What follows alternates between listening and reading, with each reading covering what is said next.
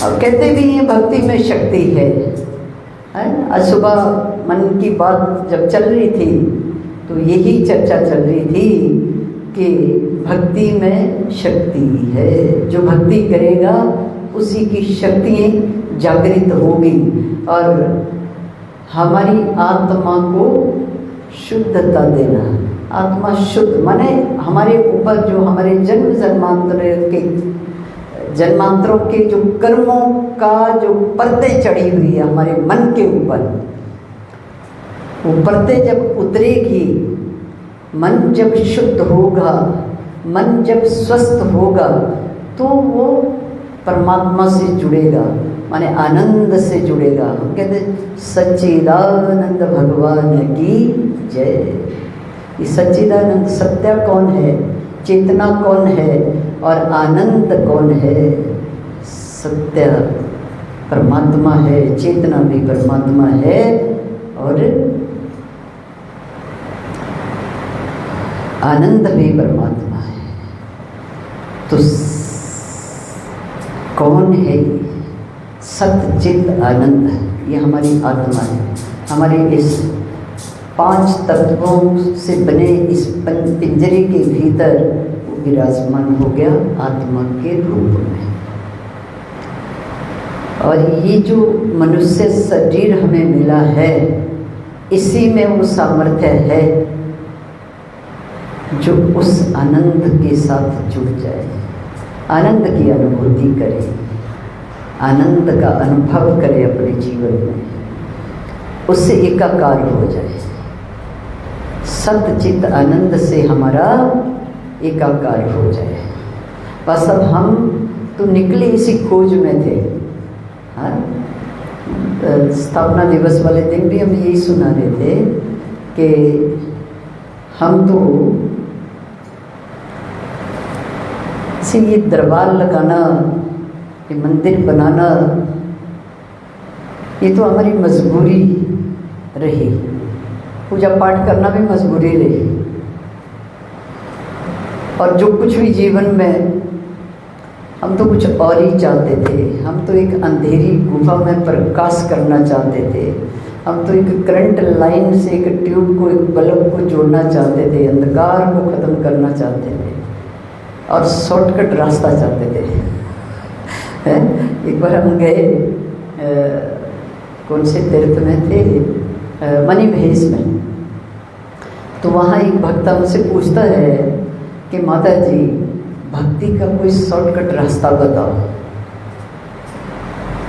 भक्ति से ही शक्ति जागृत होती है, तो भक्ति का कोई लंबा रूट ना हो, भक्ति का एक शॉर्टकट रास्ता हो, छोटा रास्ता हो, जल्दी से हम भक्ति करके और अपनी शक्तियों को जागृत कर दें। तो मैंने कहा हमने भी ये प्रयास किया था किसी समय कि हम भी ये जो करंट लाइन है इससे एक कोई बल्ब या ट्यूब कोई ऐसा कनेक्ट कर दें, जोड़ दें कि इस गुफा में प्रकाश हो जाए और आनंद में रहें और ज़्यादा प्रपंचों में ना पड़े।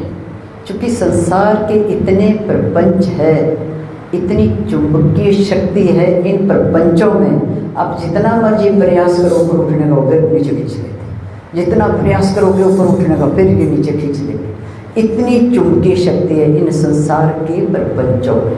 इसलिए हमने कहा इन संसार के पचड़ों में, इन प्रपंचों में हम पड़ेंगे नहीं। जब होश आई, और पहले तो ये था कि मजबूरी थी पूजा करना। 6 वर्ष की आयु में कह दिया गया कि पूजा करो तो भोजन मिलेगा। तो हमने कहा पूजा तो करनी पड़ेगी, कि पूजा नहीं की तो भोजन नहीं मिलेगा। माने पूजा करना एक मजबूरी होगी। हाँ, आस्था नहीं थी, समझ नहीं थी, ज्ञान नहीं था, एक मजबूरी थी। पूजा करना शुरू कर दी, और पूजा करना जब शुरू की तो चलते चलते फिर वो यात्रा शुरू हो गई ना, जीवन की जो धर्म जिसे हम कहते हैं, ये धर्म ही तो है। पूजा करना, पाठ करना, अनुष्ठान करना, मंदिरों में जाना, तीर्थों में जाना, संतों के सानिध्य में रहना, भजन करना, बंदगी करना, ये सब भक्ति है, ये सब धर्म है। धर्म ही तो है। इसको ही तो धारण करने के लिए शरीर हमें मिला है। तो समझ तो नहीं थे, लेकिन जाने अनजाने में जैसे भी जुड़े उसकी कृपा हो गई। और कृपा हो गई तो एक दिन ऐसे चलते चलते हम किसी के मंदिर में चला गए, गांव में गए तो वहाँ एक छोटा सा बाल स्वरूप हमें दिखा तो वहाँ से आवाज़ आ गई, तू मेरी मैं तेरा, तू मेरी मैं तेरा। ये कौन है, किसने कहा? लोगों से पूछा, आपने ये कहा तू मेरी मैं तेरा? तो हमने कहा, जब सबने कहा कि नहीं हमने नहीं कहा, कौन कहेगा ऐसा? तो हमने कहा फिर ये जो भगवान तस्वीर में बैठे हैं ये भगवान बहुत अच्छे हैं, ये तस्वीर से बोलते हैं। तो उनके पीछे लग गए, ये बोलते हैं अब ये भगवान चाहिए। क्यों चाहिए? क्योंकि बोलते हैं ये बहुत अच्छे हैं, ये बाल स्वरूप है। तो कहा बड़े लोगों को कि हमें ये भगवान ला कर दो। कहते हैं ठीक है, उस जमाने में बच्चों की कौन सुनता था, तो किसी ने ला कर नहीं दिया। और ऐसे चलते चलते फिर वही तस्वीर बनानी, वही स्वरूप रास्ते में जहाँ मिट्टी दिखे, गांव में चलते चलते खेतों में, रास्ते में, प्लेग्राउंड में, स्कूल में, जहाँ हमें मिट्टी दिखे वहीं बैठ जाना उस चित्र को बनाने के लिए। ऐसे जाने अनजाने में उसके साथ जुड़ गए, मन जुड़ गया।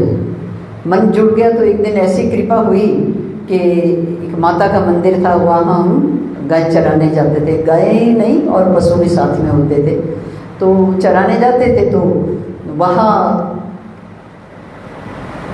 जिस मंदिर में हम जाते थे और वहाँ 3 पिंडियाँ रखी थी, उन 3 पिंडियों के साथ हम खेलते, उसी मंदिर में एक महात्मा जी आ गए।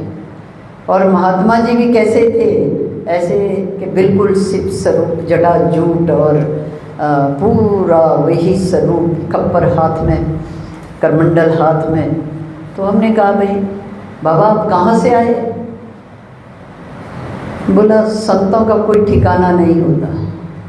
आपका घर कहाँ है? बोला हमारा कोई घर नहीं है, हम सब घर बार छोड़ दिया। तो फिर आप कहाँ जा रहे हैं, किस लिए घर छोड़ा, कहाँ रहोगे? बोला जहाँ रात पड़ जाए, जहाँ ठिकाना मिल जाए वहाँ रुक जाते हैं, वहाँ रह जाते हैं। तो फिर आप भोजन कहाँ से पाओगे?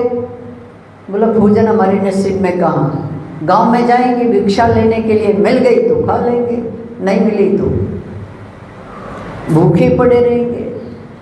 तो हमने कहा कि देखो बाबा, बड़े लोग तो चाय भी पीते हैं, तो आप चाय कहाँ से पियोगे? बोला चाय हमारे नसीब में, ये सब चीज़ें हमारे नसीब में नहीं है। अच्छा बाबा, सुबह मेरे को मेरी नानी एक गिलास दूध देती है, तो वो दूध का गिलास मैं आपको दूंगी।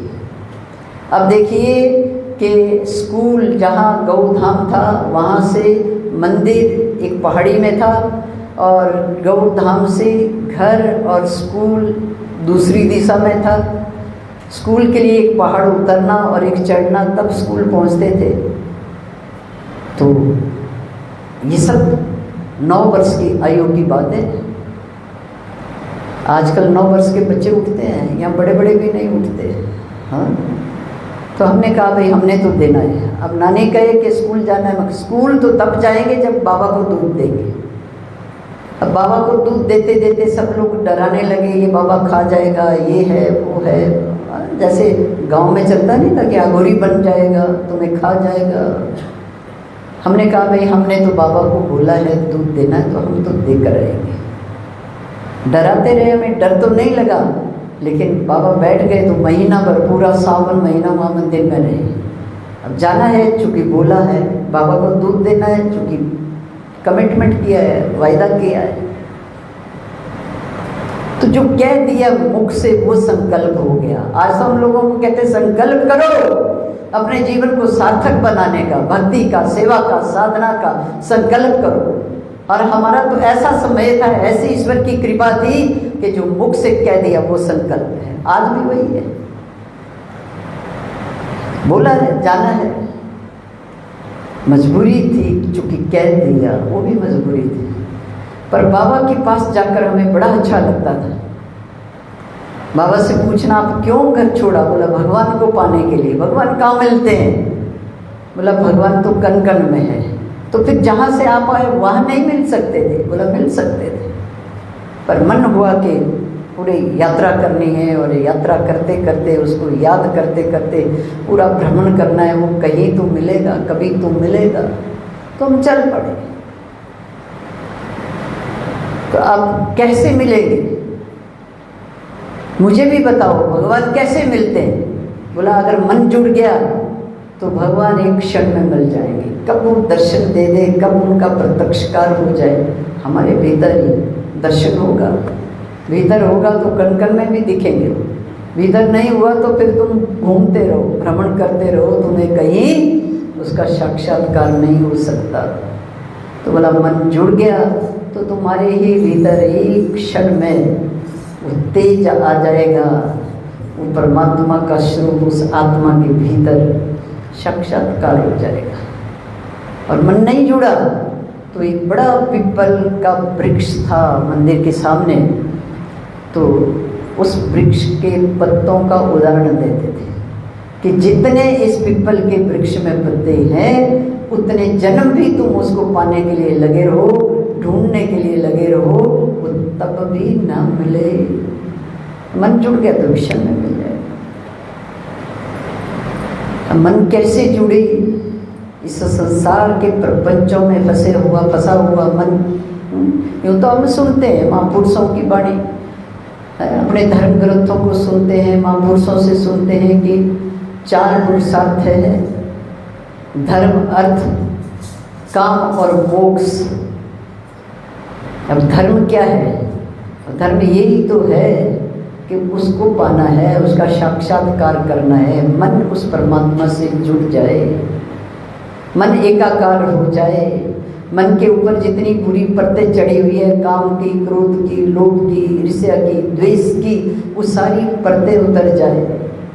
ये सारा जो प्रपंच है, जो मन को भ्रमित करने वाली चीज़ें हैं, ये मन से सब खत्म हो जाए। मन वैरागी हो जाए, मन एकाग्र हो जाए। हमारा ये उद्देश्य पूरा हो जाए जिसके लिए हमें ये शरीर मिला। सच्चिदानंद हो से जुड़ जाए हम। सच्चिदानंद ही तो है, अपने ही स्वरूप के हम दर्शन कर। कैसे हो सकते हैं? कैसे हो सकते हैं? अब ये मजबूरी थी सारी, दूध देना और ये पूजा करना। तो आगे चलते चलते फिर जब 1 महीना बाबा रहे तो उसके बाद महीना के बाद उन्होंने कहा कि अच्छा बेटा राम राम, मिलते रहेंगे। तो हमें बहुत बुरा लगा, बाबा क्यों जा रहे हैं? बाबा का तो अपना समय था, पूरा हुआ और बाबा चल पड़े। तो उसके बाद फिर जो चारों तरफ से सांप निकलने लगे, और जब भी मेरा मन थोड़ा दुखी हो, दुखी माने परेशानी, जैसे बाबा की याद आ गई, बाबा क्यों चला गए, बाबा से भी अच्छा लगता था, भगवान का उपदेश देते थे, बाबा क्यों चला गए, तो मन थोड़ा परेशान होना, तो चारों तरफ से सांप निकलना शुरू हो जाता। और कोई भी परेशानी, पारिवारिक कुछ भी छोटी छोटी बातें, उसमें अगर मन उलझ गया तो उसी वक्त सांप चारों तरफ से, और ध्यान डाइवर्ट हो जाता था। मन उन उलझनों से निकल जाता था। ये क्या है? चिल्लाना, सांप सांप है। सब लोग देखते थे, सब दर्शन करते थे, सब डरते भी थे, क्योंकि उस स्वरूप ऐसा था। और कभी कभी तो अगर ऐसे बैठे हूँ तो पीछे से आकर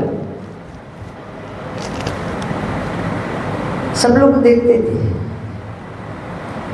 और उस वक्त तो ऐसा समय था, अब वो स्वरूप तो अभी भी आ जाए तो अभी भी डर लगेगा लेकिन उस समय तो ऐसा था कि एकदम भयभीत हो जाना, और हाथ पैर काम नहीं करने, जुबान चलती ही नहीं थी।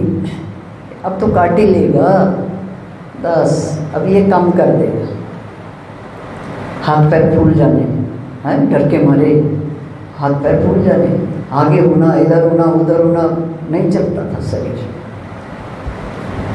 क्या करें। तो ऐसे चलते चलते हमारे जो बड़े लोग थे उन्होंने कहा कि किसी ने सांप लगा दिए। तो कई तांत्रिकों के पास जाना, जैसे तुम लोग आ नहीं जाते नाथ के पास, अब ये तो इतनी बड़ी शक्ति है, ये तो 3 लोग का मालिक है, इसकी शरण में आना तो ठीक है, लेकिन ऐसे तांत्रिकों के पास जाना जिन्होंने दुकानें खोल रखी है, तो ऐसे लोगों के पास जाना, पहले इतनी फीस रखो फिर देखेंगे, फिर वो भी बात हमें तसल्ली नहीं होती थी, क्या कहा समझ नहीं आती थी। ऐसे हो सकता है कोई कुछ कहे कोई कुछ कहे, जितने लोगों के पास गए उन्होंने सब ने अलग अलग अलग मूल बात किसी ने नहीं कही। ऐसे घूमते घूमते विवाह भी हो गया, फिर आगे वाला जो परिवार वो भी शुरू हो गया कि क्या है। फिर आगे चलकर ये हुआ कि समाधि लग जाती थी, बैठे और समाधि लग गई। अब समझ में आ रही है कि उस समाधि उस वक्त समझ में आई होती तो पर लग जाते, लेकिन उस वक्त समझ नहीं आई कि समाधि है। उस वक्त लगा कि क्या हो जाता है, ठीक तो है, कहीं कोई तकलीफ नहीं, कोई दिक्कत नहीं, स्वस्थ है, मन भी स्वस्थ है, अब बुद्धि भी स्वस्थ लगती थी, शरीर भी स्वस्थ है, फिर ये समय पता क्यों नहीं लगता। अब वो हमारी पकड़ में ना आए, फिर जगह जगह घूमना जाना, कहाँ जाए कहाँ पूछे कौन बताएगा। ऐसे करते करते एक महाराज मिले, एक महात्मा जी हमें मिले। तो वो महात्मा जी कहते हैं, आई माता जी, सांपों से बड़ा डर लगता है आपको? हम तो सुन के दंग रह गए।